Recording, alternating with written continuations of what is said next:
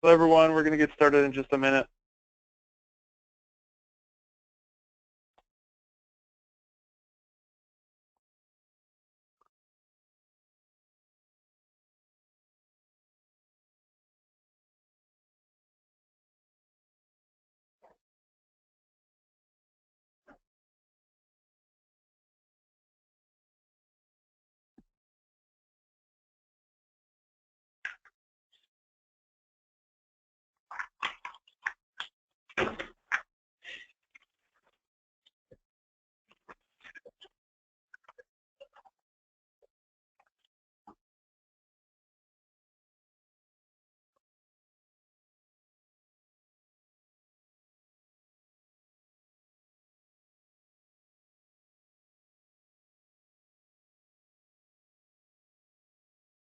All right, it is 2 o'clock, so we're going to get started. If someone wouldn't mind just typing in the chat box there, if you can hear me, we'll do a quick sound check before we get started. We had a little problem with that last time as we were getting the ball moving.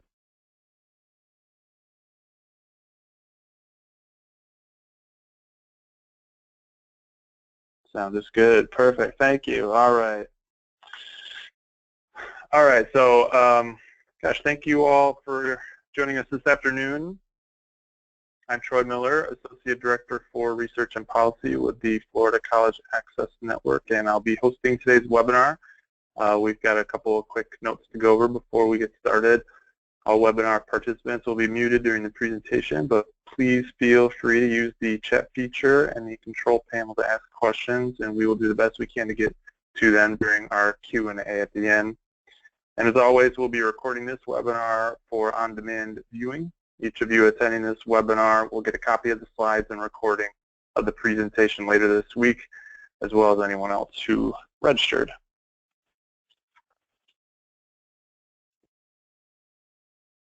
So our topic today is Florida workforce trends and demands, and joining us is Adrienne Johnston, Bureau Chief of Labor Market Statistics with the Florida Department of Economic Opportunity, and Dr. Jerry Parrish, Chief Economist and Director of Research with the Florida Chamber Foundation.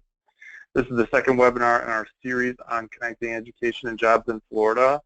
For a recording and recap of the first webinar that we had last month with Jeff Stroll, Director of Research with the Georgetown University Center on Education and the Workforce. We have that posted to our website in addition to our blog, so please check that out. Before we get started, I want to thank everyone who registered. We have over 130 leaders and education stakeholders registered today, representing Alachua, Brevard, Broward, Collier, Dade, Duval, Escambia, Hernando, Highlands, Hillsborough, Immokalee, Lee, Leon, Manatee, Orange, Palm Beach, Pinellas, Sarasota, Volusia, and Washington counties, among others. We also have some of our partners in other states joining us as well, so welcome everyone. For those of you not familiar with Florida CAN, our organization was created from a cross-sector alliance of national, state, and local stakeholders of higher education to help build communities' capacity to increase their students' post-secondary and economic opportunities. In doing so, our mission is to create and strengthen a network that catalyzes and supports communities to improve college and career readiness, access, and completion for all students, primarily by establishing local hubs to support this work, which we refer to as Local College Access Networks, or LCANs. Local College Access Networks in Florida currently represent 23 counties, which serve about half of our state's student population. Our big goal, or Goal 2025, is to increase the percentage of working age adults in Florida who hold a high-quality post-secondary degree or credential from 47% to 60% by the year 2025. According to labor economists, the 60% threshold is an important one to meet, as workforce projections show this is the percent of future jobs which will require some form of post-secondary education. This slide gives you all a quick glance at some of the important work happening around the state among communities who have come together to set goals to improve outcomes for their local students. If you're interested in learning more about LCANs or would like to consider convening local leaders in your community, please reach out to us. Our contact information will be included at the end of the presentation.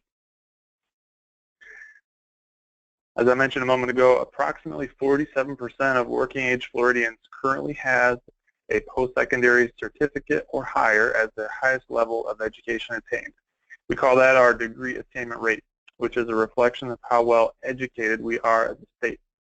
The black line shows our current and projected degree attainment rate based on our state's historical performance, which falls short of our 60% goal, shown on the slide in red, if our modest increases hold steady.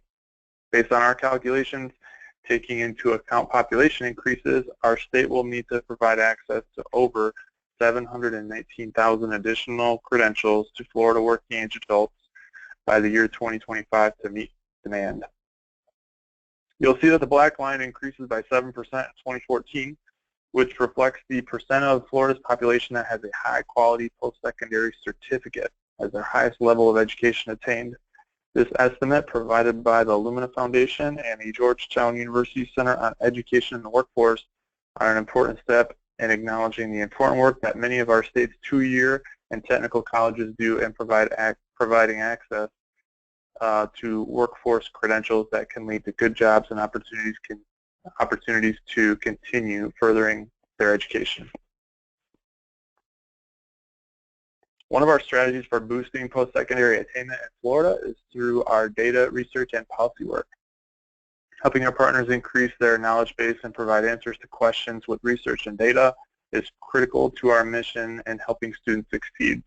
One of the most frequently asked questions we get is, what do you mean by college and why is it so important?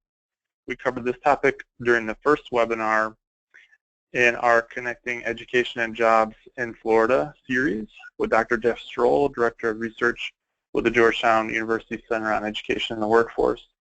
What we mean by college is any education or training offered beyond high school, which includes degrees and certificates and other workforce credentials that offer value in the workforce, such as apprenticeships, industry certifications, and licensures, among others. Back to one of our other frequently asked questions, why is college so important? Research tells us there are many benefits to furthering your education, including behaviors associated with a healthier lifestyle, lower crime rates, higher levels of volunteerism and civic engagement, happy election day to everyone. And while those are all great benefits, among the top reasons why people choose to go to college is to get a job and increase their earning potential. As you can see here in this slide, in Florida, higher levels of education beyond high school are strongly associated with higher wages. They're also associated with higher levels of employment, increased job security, and is negatively correlated with poverty rates and living on public assistance. In short, solidifying a pathway to a high-quality post-secondary education can be a financial game changer, especially for those who have experienced generational poverty. For those reasons, broadening access, boosting college completions, and connecting degrees to jobs are among the top priorities for our state in strengthening our economy.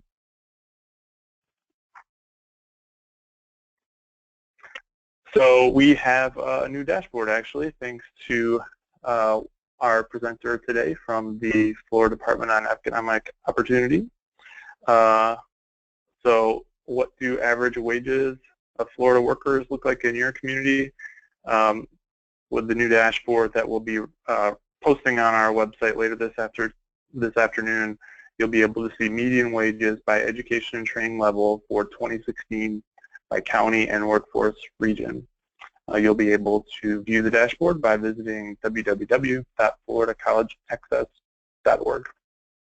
As I just mentioned, the data was provided to us by the Florida Department of Economic Opportunity, which provides us with a segue to our first speaker, who is Adrienne Johnson, who helps provide this data and other really important data to researchers and other stakeholders in the state.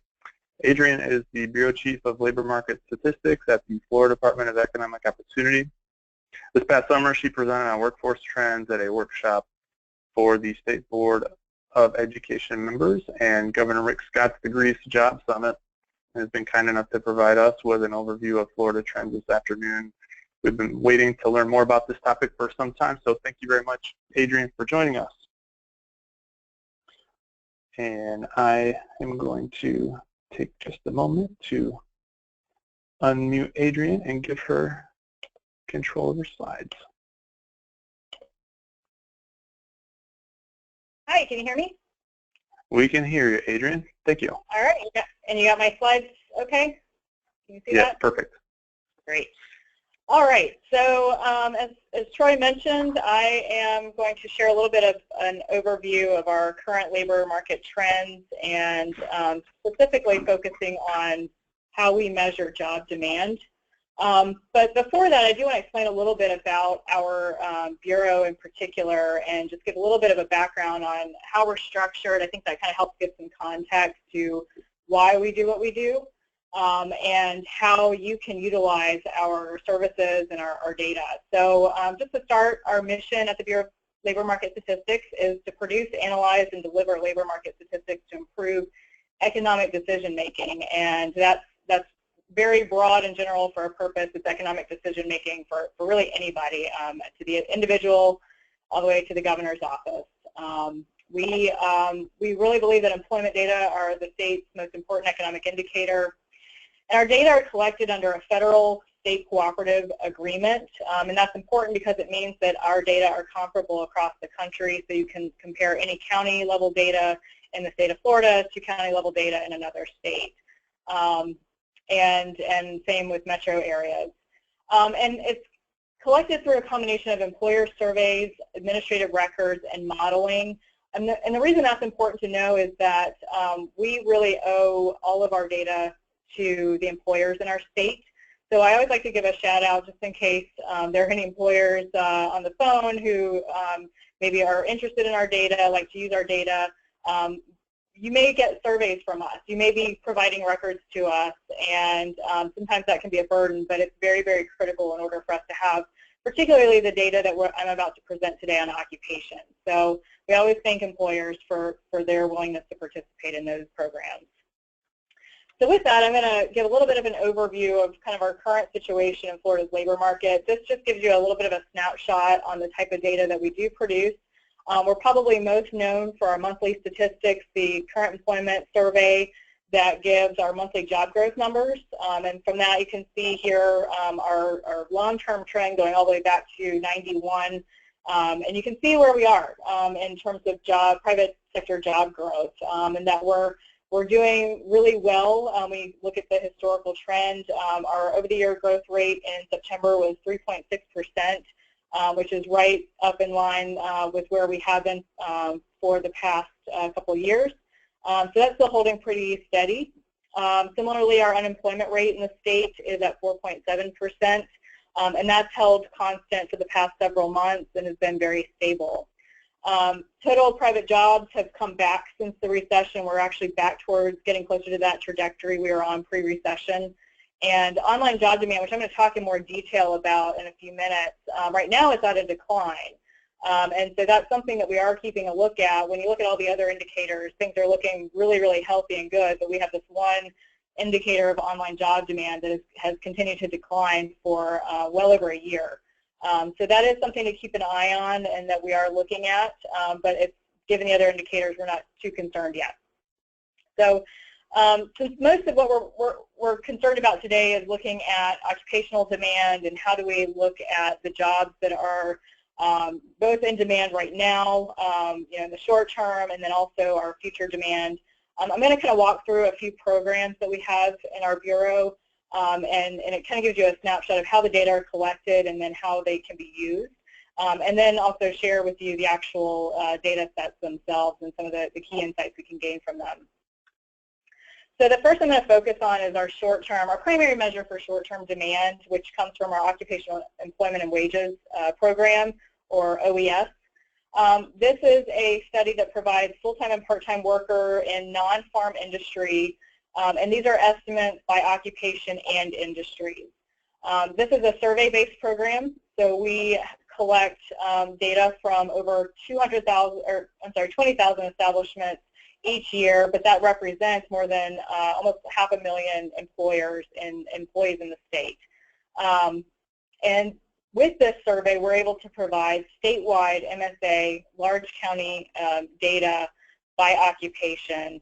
And the reason this is so important is when we have this level of geographical detail, it allows our workforce regions to really target employment at those occupations and training at those occupations that are in most need. The final estimates that we do produce each year, these are annual estimates. They allow us to calculate staffing patterns. From these staffing patterns, we're able to project out what we think occupational demand is going to be in the future, and I'll show you a little bit of what that looks like in a few minutes. So it is a survey-based program. It's a very massive survey. It actually takes 3 years to collect a full panel that gives us 1 year of estimate. So it's kind of a rolling panel survey. And so there's a lot of effort that goes into this, but with that we get that detailed level of occupational data and, very importantly, wage data by occupation. So from this survey, we are able to analyze our top occupations in Florida, and this is just a list of the top occupations by employment size.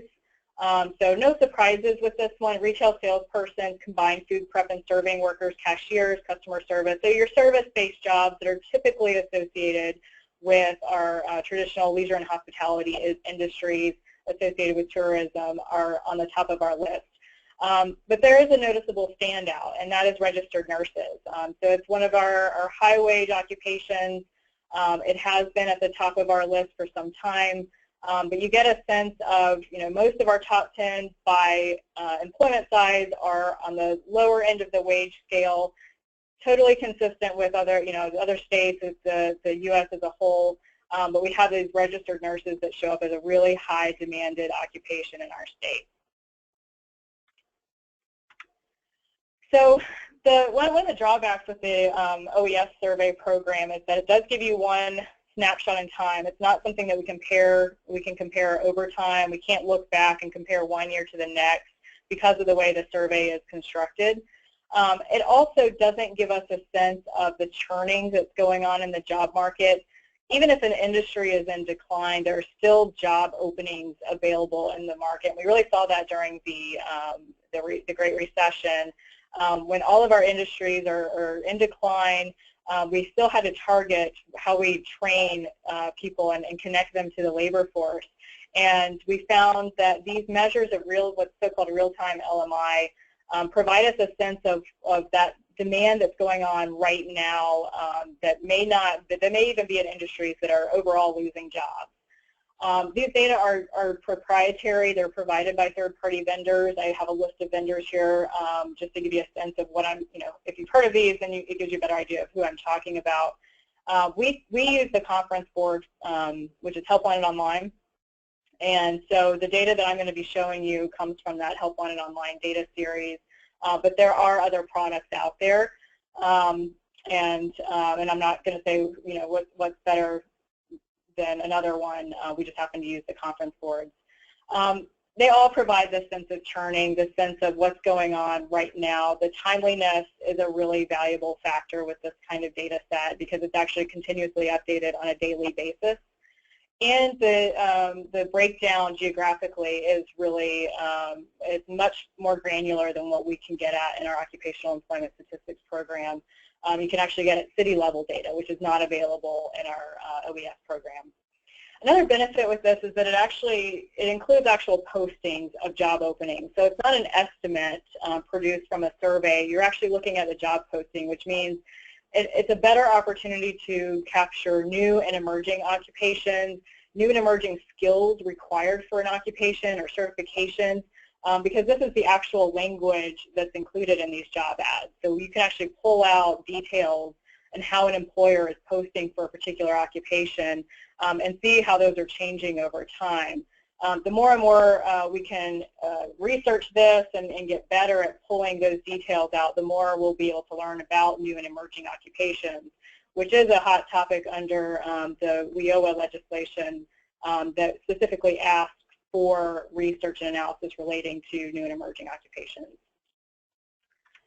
So based on the Conference Board's Help Wanted Online data series, this is September data. We actually just released October. It's available on our website, but we did that this morning, so I wasn't able to update this particular slide. But it probably hasn't changed a whole lot.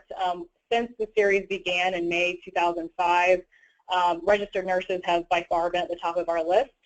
So again, this is top 10 advertised occupations, online job ads.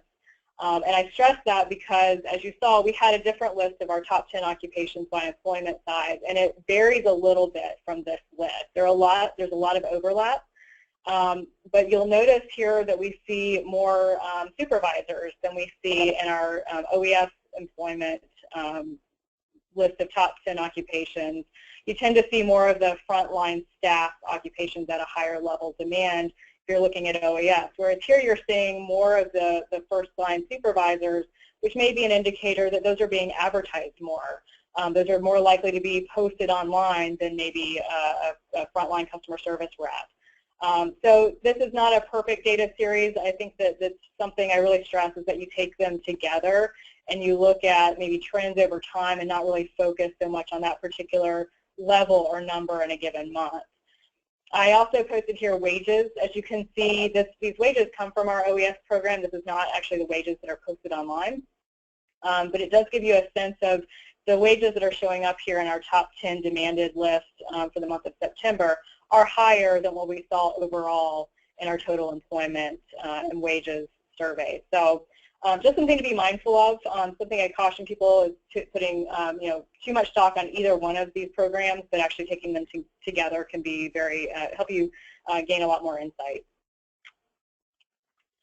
As I mentioned, another thing that you can cull from these online job ads is a sense of what employers are really looking for at a detailed level with skills and certifications.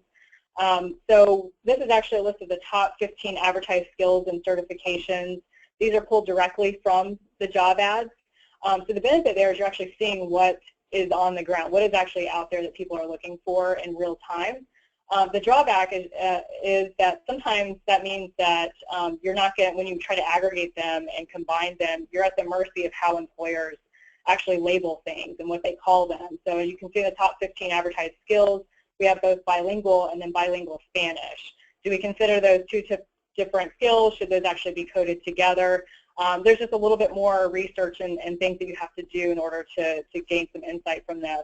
But it's still very meaningful when you do dig into it. Same with the advertised certifications. We have driver's license and continuing education. In some ways, those are a little bit too generic. I'm not sure how much that really tells you about what they're looking for in terms of certification. So just, again, something to be mindful of, but that is a benefit of using this type of data series. So the next program I wanted to highlight is our occupational employment projections, and this is really what one of our most popular data products. This is something particularly for education as you're looking into the future and the programs that you are trying to offer, and where you should focus your efforts for getting students matched to the labor market. This is a very important data set. It is based on our occupational employment statistics program. As I mentioned earlier, we do pull an industry, basically an industry occupational matrix that gives us a sense of where occupations show up by industry and at what magnitude.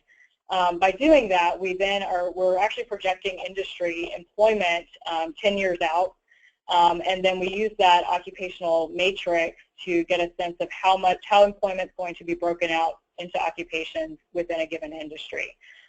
So it's not a direct, probably a common misconception, it's not a direct occupational projection, but it is, we actually do go back and review our projections over the years, and they're actually quite stable and very, very useful and valuable.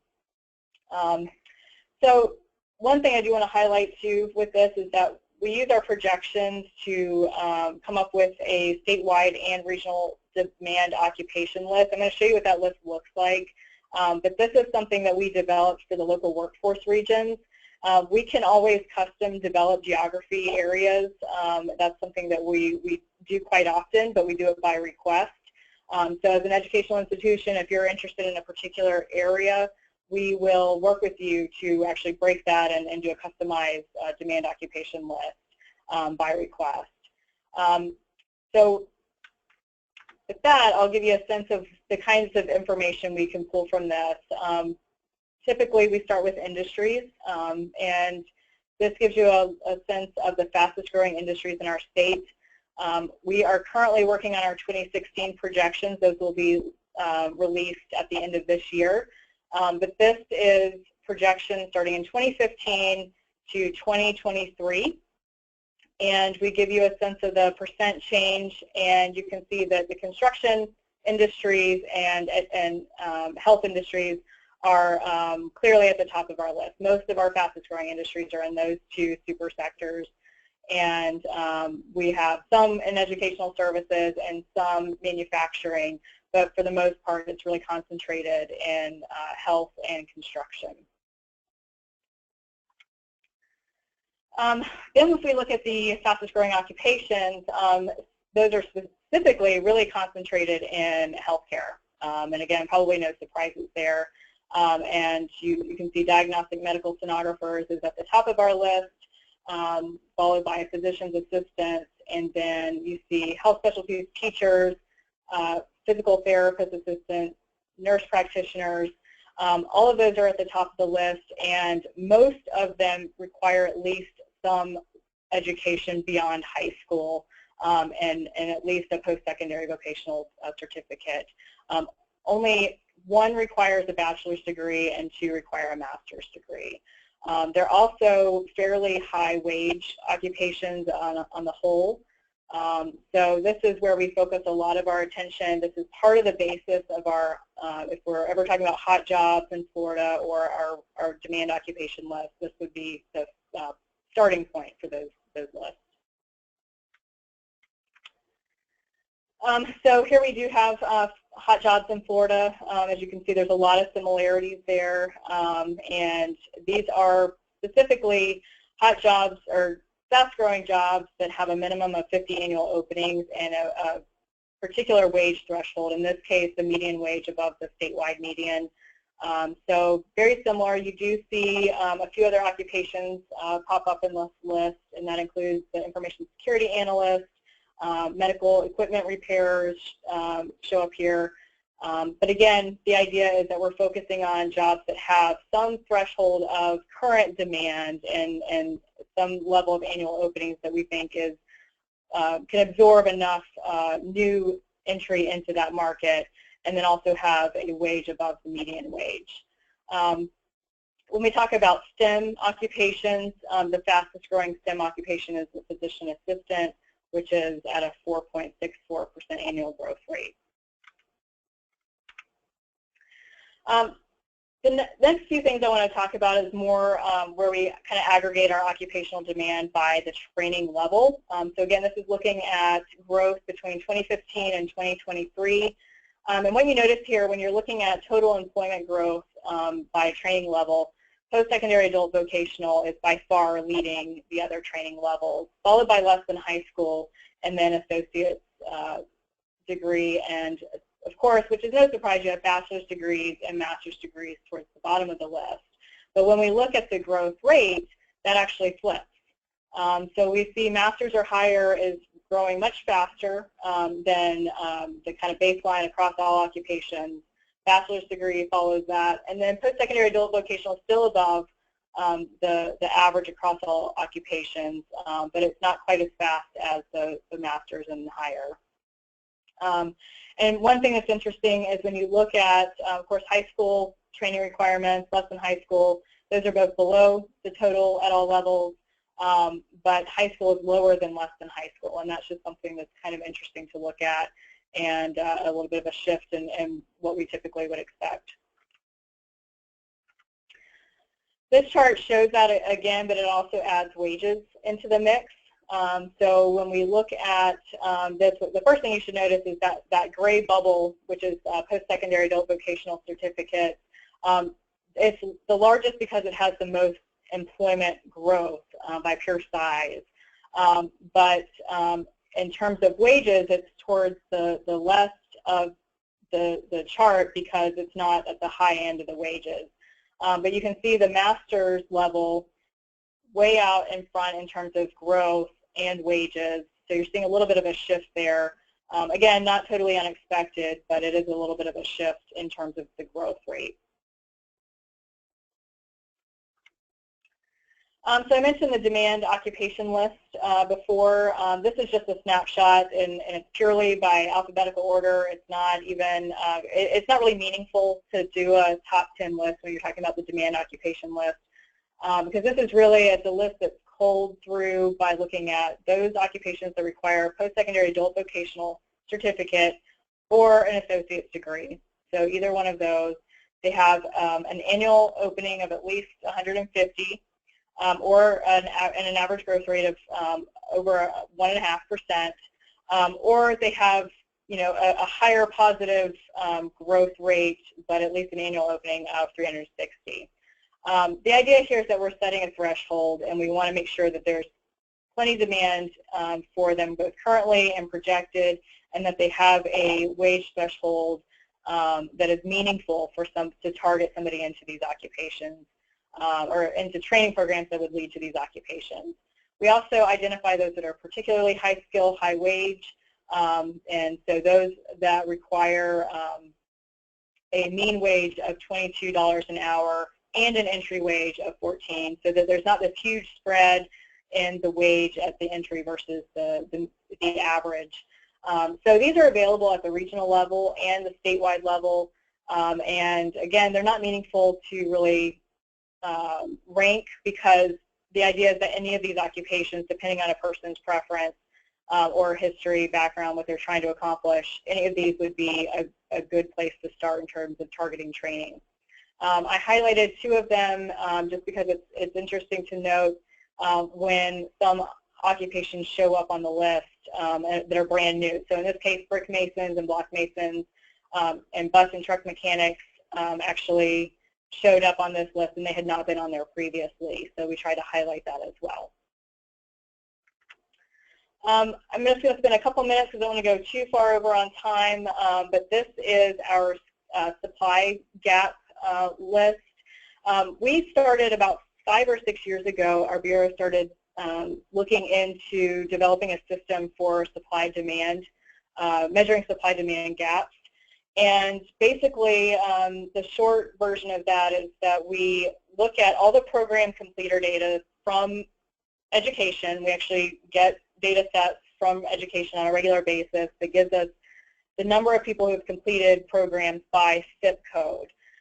We then crosswalk that with occupational codes to get a sense of, you know, when we look at our projections data, how are those program completions matching up to potential supply for occupations. So this is just a straight level of supply gap. So here we're looking at those occupations that do not have enough supply to meet the current demand measures. And what's interesting here is not so much the level, but more the kind of rank and looking at the occupations that are at the top of the list. And noticing that most of those with a large supply gap require a PSAV, post-secondary adult vocational certificate. The only one that had a large supply gap in September was the Securities, Commodities, and Financial Services agent. It's the only one that required a bachelor's level training. So that's interesting. I think we still have a lot of work to do on how we really define what a supply gap is. So I don't want to spend too much time there. But that is a system that we have, and we are happy to train people on how to use. And we've worked with some colleges that do currently have access to that system.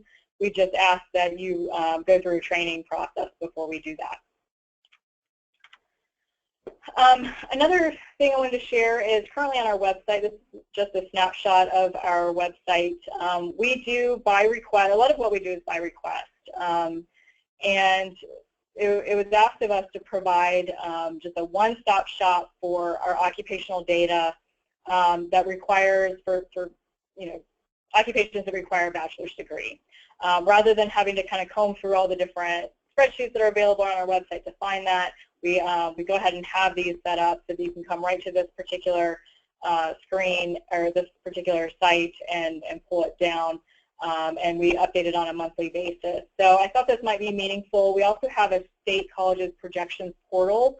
The college regions are a little bit different than our workforce regions, so we did a custom geography for those college regions that are a little bit different, and you can pull that down from our website as well. So those are updated on an annual basis.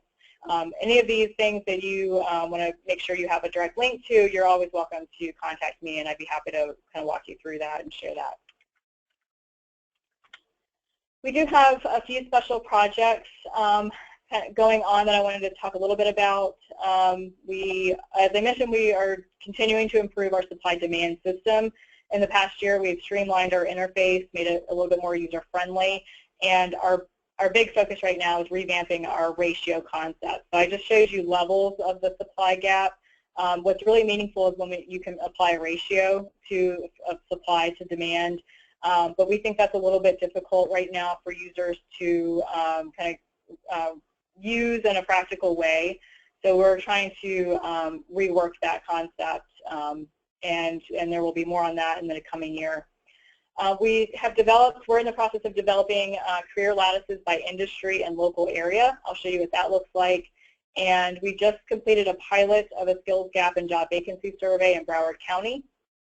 And the idea here is that we're trying to, one, get a sense of occupational demand at the local level, and not relying on just what's advertised online, but what's actually available according to employers.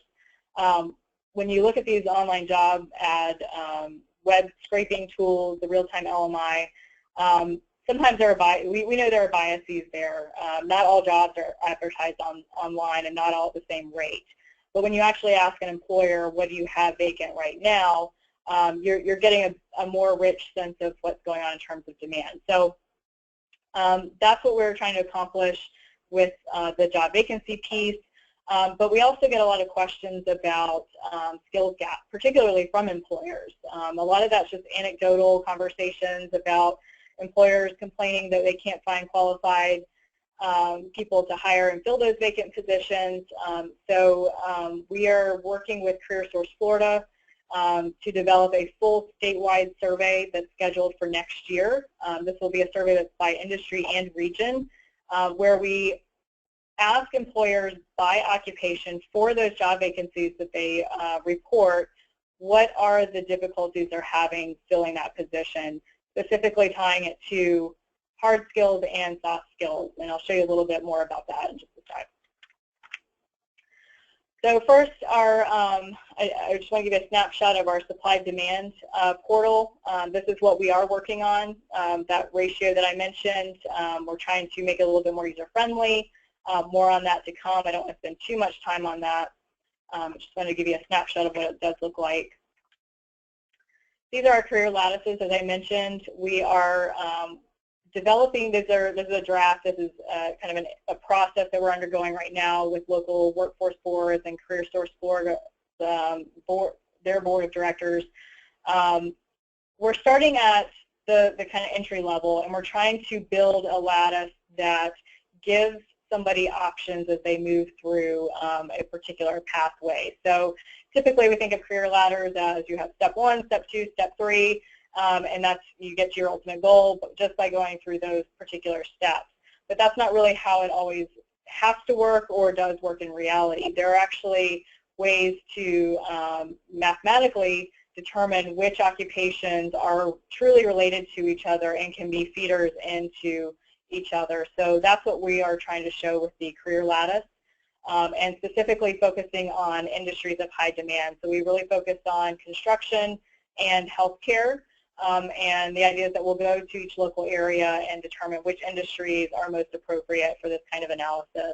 The end product is a matrix like this, along with some background data that gives a little bit of an overview of the occupation, the starting and median wage, current employment when it's available, and then our projection, our projected growth rate. And last thing is that job vacancy skills gap study. we, as I mentioned, did a Broward County pilot study.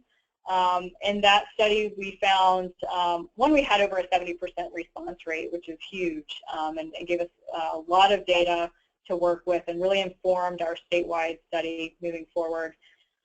And in this, what we found was really interesting. Typically, when we pull from Help Wanted Online in a given month for Broward County, we would find about 20,000 job openings or online job ads.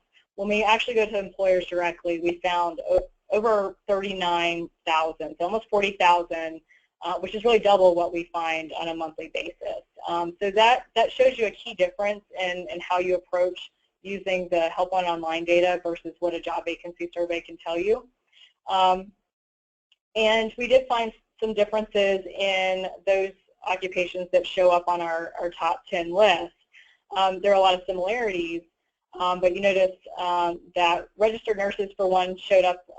It wasn't the #1 vacant position when we actually talked to employers. It actually was #3. We have preschool teachers, which showed up quite a bit, and that was a surprise. It's not even on our Help Wanted list at all in terms of the top 15 or 20 that we typically look at.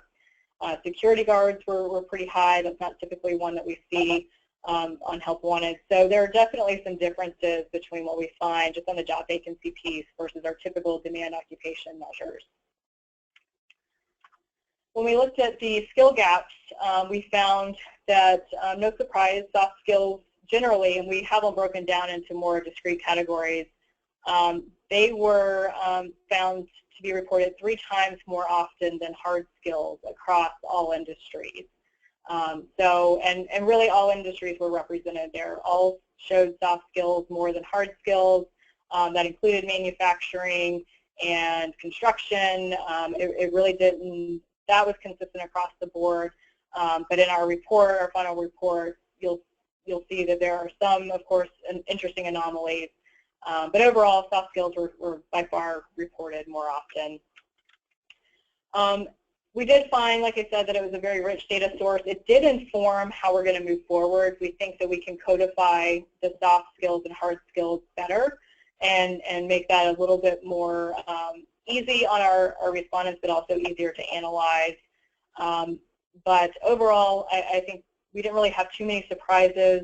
The largest occupations had the highest skill gap scores, and they were exactly the skill gaps, that you would be concerned with if you're trying to hire those occupations. Customer service, dependability, and attendance were the top skill deficiencies, and that was really across the board. So those were our key findings. There's definitely more to come from that. We do have a report that we are working on, and then, of course, we will have a full statewide study next year.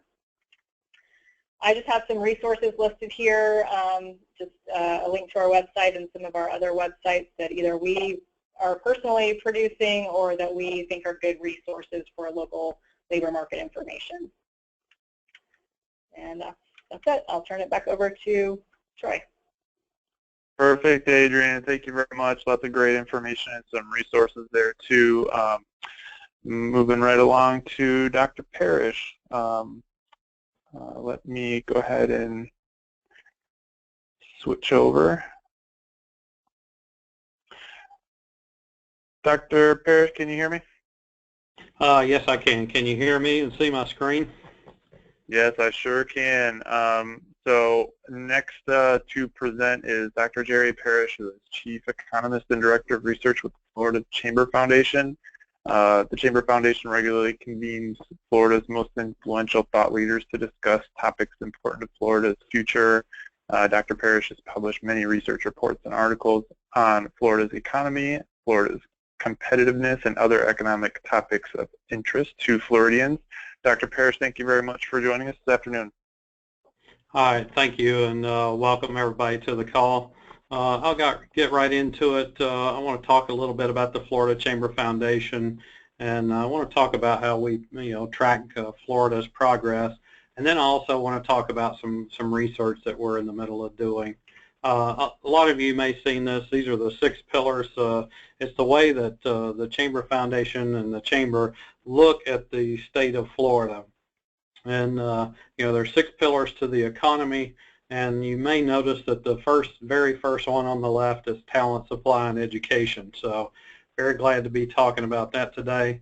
You know, my job at the Chamber Foundation is to look 2 to 30 years into the future, and we identify the solutions that Florida needs to do to be prepared for the future. I want to talk about how we track progress. Florida's been doing well in a lot of elements. We still got a way to go in others, but one of the things we've developed here is the Florida Scorecard. And you can see this at thefloridascorecard.org. It's current, it's live, there's a ton of data up there. This is the front page that you'll land on, the state level info. And what you'll see in there is a bunch of tiles, and you can click on these tiles. You know, it'll take you to either a chart or a graph or a link to where the data comes from. You can download the raw data. You can download a chart if you're showing, you know, people in your area, not only the state level stuff, but county level stuff is on there as well. And you know, these are the most important things for Florida's future. And you may notice that one of the things that's on there in this top metrics is the high school graduation rate. I want to show you that a little bit more detail in a minute, but you know, this is the landing page. This is the start of where things go. You can look to the next slide. If you click on the gray bar, it's called talent, supply, and education up there. It takes you to this pillar. So it's separated by pillars. We have a lot of data on there. You know, these are just some of the metrics in here that you can see. You know, 4th and 8th grade, you know, rankings in math and reading, 3rd grade reading scores. Educational attainment is something we're talking about, and I'll talk about that in a little bit as well. When we go down to see the next one, you know, this is one of the charts that you can download from the scorecard. What's cool about these is if you click on the legend down here, either overall or, you know, these are the high school rates for the overall rate and the rate for Floridians with disabilities. If you click on one, it will disappear if you want to just show the other one by itself. And so there are a lot of good charts on here that you'll be able to see as well. This is just an example of one of them, and certainly a very important one that's available at the state and the county level. All right, this is one county. I just clicked on Indian River County. You can see their high school graduation rate, 81.2%. It's in green, so that shows it's improving over the previous period. Here's the amount of jobs that were produced in that county year over year that we actually get from DEO, from Adrienne Johnston and her group that you've just seen. And, you know, we've got reading scores, we got educational attainment for this county as well. And if you click on that, you can see the path of how they're doing. Let's take a look. This is back at the state level as well. You know, this is the percentage of population when in the age range, you know, that have either a high school or high school graduates or have bachelor's degree. And once again, you have a green color as far as showing that it's improving. It would be in red. It would be in a light blue if it's not changing. And some of the metrics in there, just for information, you know, it's just a population. It's a gray box. You know, it goes up. There's good and bad about population increases. And so instead of a positive or a negative, you know, we just call that for information. But please take a look at that. It's at thefloridascorecard.org.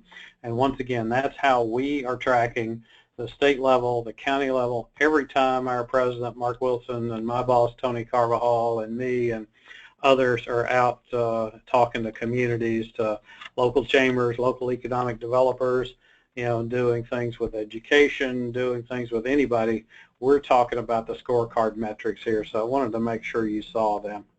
Next thing I want to talk about is the upcoming research. Some of you may be old enough like me to remember that the Florida Chamber Foundation has been involved in doing strategic plans for the state of Florida, and you may have heard some of these reports before. They were called Cornerstone reports, and I think we've probably been doing them for about 30 of the 50 years that the Chamber Foundation has been alive. We're actually working on this one now. It's called Florida 2030. We've dropped the Cornerstone report name from the overall project, but it's still a Cornerstone report. It's still a strategic plan. We'll do a strategic plan for each one of the 6 pillars for the state of Florida, and so therefore that means for talent, supply, and education, we'll have one as well. We're expecting an early release, or release of early 2018. So we've got a little bit more than a year to finish up all our research and come up with our recommendations and get it printed and get it published. And it'll be ready for when the next group of cabinet and legislators coming into office. You know, it's not written toward this current legislature. It's actually written for the fresh new one that will be coming in. And so they'll have a strategic plan of what they should be doing for Florida. And in the research for this, we've started with what is obviously the most important chapter, which is the talent, supply, and education pillar. I can't show the results yet. I actually can't even show you the cover shot of the report, but I will show you part of the cover shot of the report. This report is what it's going to be called. It's Florida Jobs 2030. Then you see the word Cornerstone here, Cornerstone Series Report for the Florida 2030 Initiative. That's the title of the report. What it is, you know, it's research into Florida's high growth areas. You know, we've done around 100 interviews with people that are in business, people that are leaders in education, leaders in their communities. We've had a great help from you know, people that you know, that are scattered all over the state that are highly involved in Florida's future. But what it's going to emphasize is you know, these career ladder jobs. I love the word that Adrian Johnson used, you know, the matrix, because it really is a matrix out there, and we're going to emphasize some of those. We're going to emphasize the sub-bachelor's degree starting points for the career matrices that are out there. We're going to concentrate not on every single part of Florida's economy. We're going to concentrate on, you know, the 5 parts of the economy, the 5 growth industries that really are forming clusters in this state and really have a potential to create a lot of jobs and be worldwide competitive. So it'll be more detailed than anything you've seen. And what we'll end up doing is having some very detailed recommendations on what Florida needs to do to be prepared for Florida's future. And I'm sorry I can't show you any of the results of this. This thing will be published sometime in December. I don't know the exact date yet, but we're in the final draft stages. The very final report we have to have our part in the next few days. So I'm furiously working on that, as are other people here at the Chamber Foundation. So look for that. We'll make sure that Troy gets a copy so he can send it out to you. But you know, that's what I wanted to talk about. Take a look out for the report. Take a look at the Florida scorecard. If you have any suggestions, or you know, see anything that maybe there's a mistake in there, a piece of data is bad or something, if you have any questions at all, if you'll type down the contact us, you know, type in a note to that, it will come directly to me. I'll respond to you, and you know, if there's a piece of data missing that you guys think is important, I'd love to hear from you. But Troy, that's it. What I wanted to talk about today. Appreciate you guys letting me join in, and I'll be glad to join in and answer any questions if anybody has any. Thank you. Yeah, appreciate it, Jerry. Thank you very much for the sneak peek. Looking forward to that report when it's out. We know that you all have been working very hard, very long on that, so we're all looking forward to that. Just a reminder to everyone who is listening in, go ahead and type any questions you have for the presenters in the questions box. We've got a question about the copy of the slides. We will follow up with a copy of the slides and a recording of the webinar, in addition to a recap of the webinar that we'll write up for our blog sometime later this week. You'll all get an email if you registered for that. So the first question that I had, kind of keeping in mind the future, Jerry, you were referencing how important that is. How does this, data and information, how does this apply to our students? So kind of keep in mind the typical, 8th grader who, might be graduating from a college, university, or a career school, perhaps 10 years from now. What should they be knowing about the future workforce and, what that might look like, 10 years, 15 years from now? Well, thanks. That's a really good question, and I remember trying to make career decisions at such an early age myself, and but what's always good is to have a lot of information, and it's not just for the students and their parents to have it. It's for their career counselors to have it, and I think just being able to see and to look at different career opportunities and know that any of these in this mix of what you choose would be able to provide you a nice living, and I suspect when you're that young you're probably thinking about more of a new car than probably feeding a family or things like that you might think about when you're older. But I believe any information we can get, we've gotten a lot better at forecasting things for the future, I believe.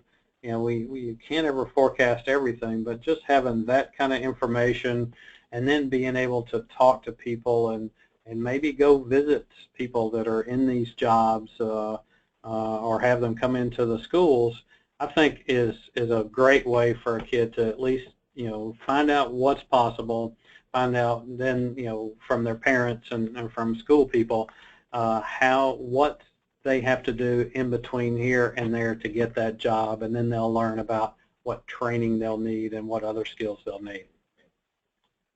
Thank you very much. Adrian, I have a question for you.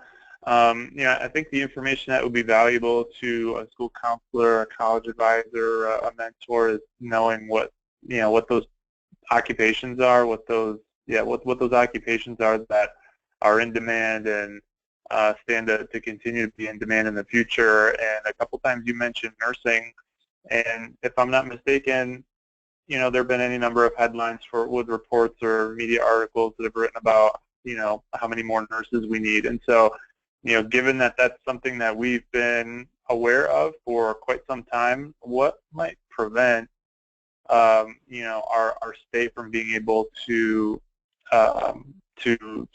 increase our supply of students who are have the education and training that they would need for an in-demand job like nursing?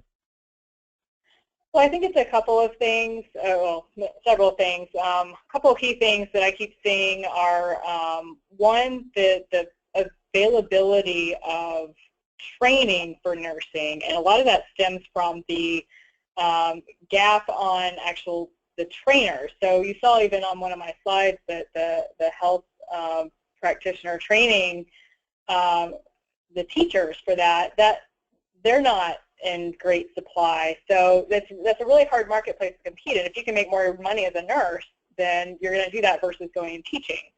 So that's one barrier. I think too, there's also the issue of the training requirements are becoming higher and harder to obtain. So we're seeing a shift in more and more requirement for bachelor's degree for registered nurses in particular. On the other hand, it's also easier in some ways. So rather than you can make a very good living as a physician assistant, whereas you don't have to go become a doctor. So there is kind of a trade-off at the higher end too.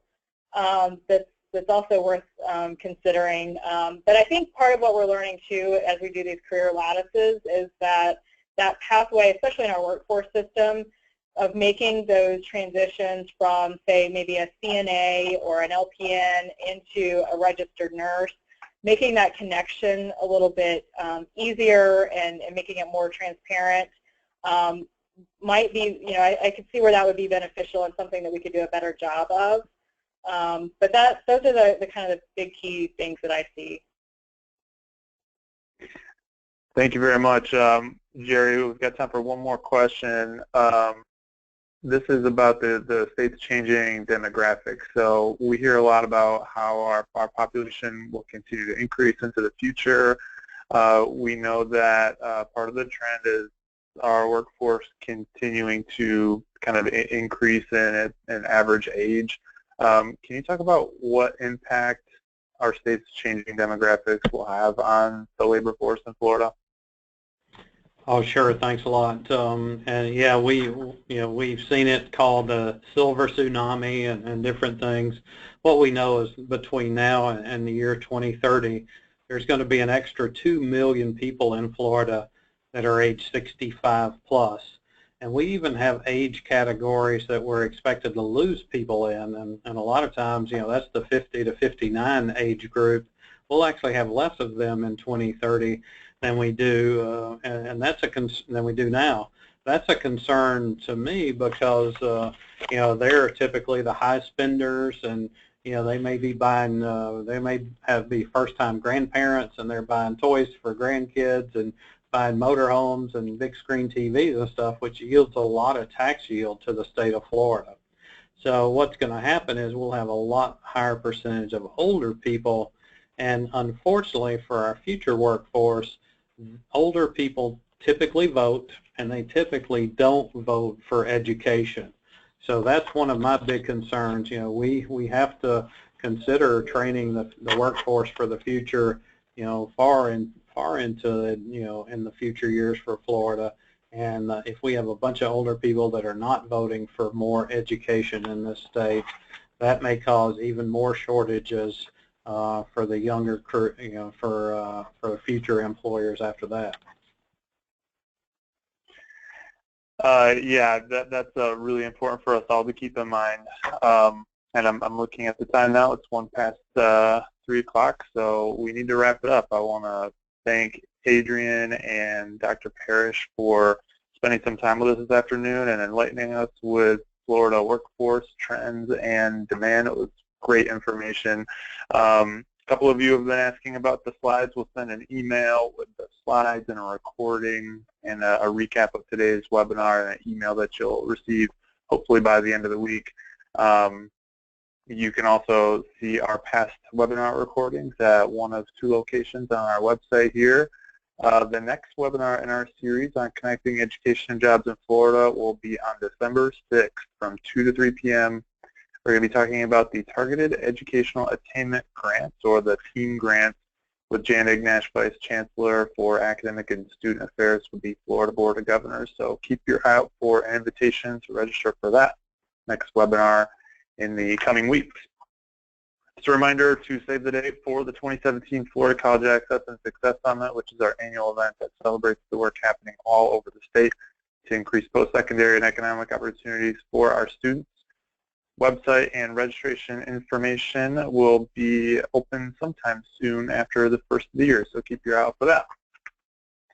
Again, thank you to Adrian and Jerry for all the great information, and thank you all for joining us this afternoon.